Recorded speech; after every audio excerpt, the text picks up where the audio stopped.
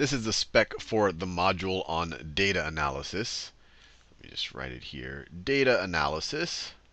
Data analysis. And it really will just be a simple module that will give students either a pie graph or pie chart, a line graph, a bar graph, or a pictograph.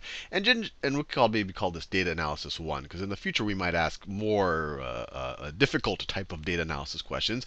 But it's really just to make sure that students can understand what a chart says. So we might, and this will be interesting, and I'll leave it up to you, the designer, to figure out how to generate the charts. Do you want to make the how random you want to make the charts, how random the questions. To a large degree, you might just put a bunch of questions about each type of chart and change the numbers around a little bit and make the graphic display a little bit. But I'll leave all of that up to you.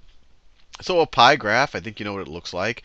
It could be, where Sal spent his allowance or something, and it could be on, food, drinks, food, drinks. You could think of anything.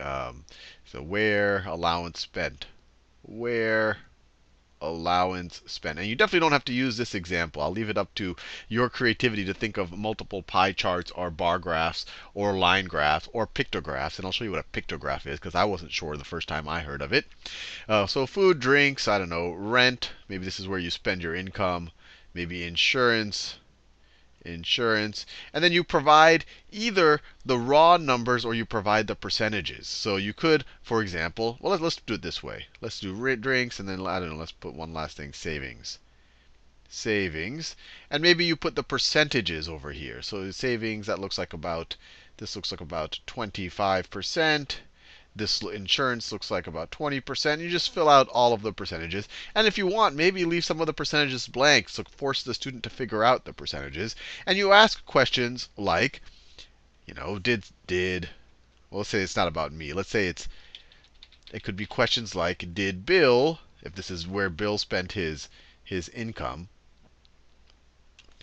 did Bill spend more on savings, or did he save more, or than I don't know, drinks and food combined? Drinks and food combined. And of course, this would just be this would be a yes/no question. If we could say Bill spent more on savings than drinks and food combined, and that would be a true/false question. Or you could ask questions like, what did he spend the fourth most amount on? And you have all of the choices over here. So I think you get the general idea. And hopefully we have, I would say, on the order of maybe 3 to 4 different pie graphs with the numbers changing all the time, 3 to 4 different line graphs, 3 to 4 different bar graphs, and 3 to 4 different pictographs. So that there's a lot of variety here, so that students don't get used to seeing the same graph over and over again. So to some degree, this will be a little labor intensive, but I think with some of the graphics APIs, we'll really just have to change the numbers up, change the colors up a little bit, and change what the graph is about, and we should have a pretty large repository of graphs, and then just ask interesting questions about it. But this will take a little bit more work than your traditional module. So that's obviously what a pie graph looks like. I think you know what a line graph looks like, and I'll just draw one real fast. You could imagine a line graph that looks like this, a line graph that looks like this, and you could say something like, temperature during the year.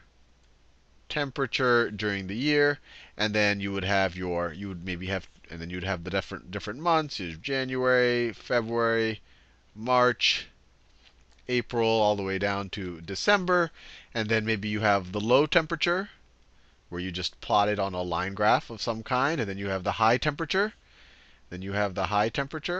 Would be something like that. And then you just ask a bunch of questions. From what month to what month was there the biggest change in temperature?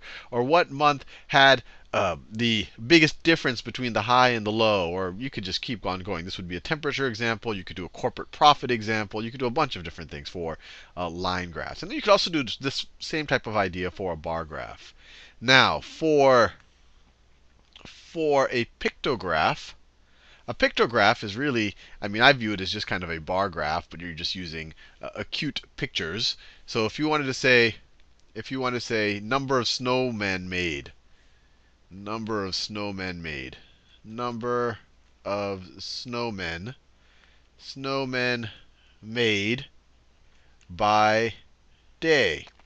By day. And then you could have the day over here, and then the number over here, and then you could have, I don't know, Monday, Tuesday, or you could actually put the dates down, Wednesday, so on and so forth. And excuse me, instead of drawing a bar graph, I mean, this could actually be an option for a bar graph. We draw little snow people or stars or whatever you want to do. I mean, if it was number of stars seen in the day, we would draw stars. Since it's snow people, I will draw snowmen here. So you could imagine drawing a little snowman here. That's one snowman, two snowman. Maybe you want to show that you can do half a snowman, something like that. So there's 2.5 snowmen made on Monday, and on Tuesday you have 1, 2, 3, 4 snowmen. So it's really just to let students get exposed to this type of idea. Nothing really groundbreaking here, but really just give students a bunch of questions, and every now and then give something that it requires them to look at the data on multiple levels. What was the difference between the amount of snowmen on Tuesday and Monday, or maybe even come up with statistics on this. So one of the prerequisites for this should be the median, mode, and range. So we can ask those type of statistics about the data that they see. So hopefully that explains enough to go on, and I'll let y'all do your creativity here. But I think you get the general idea of what we're trying to test.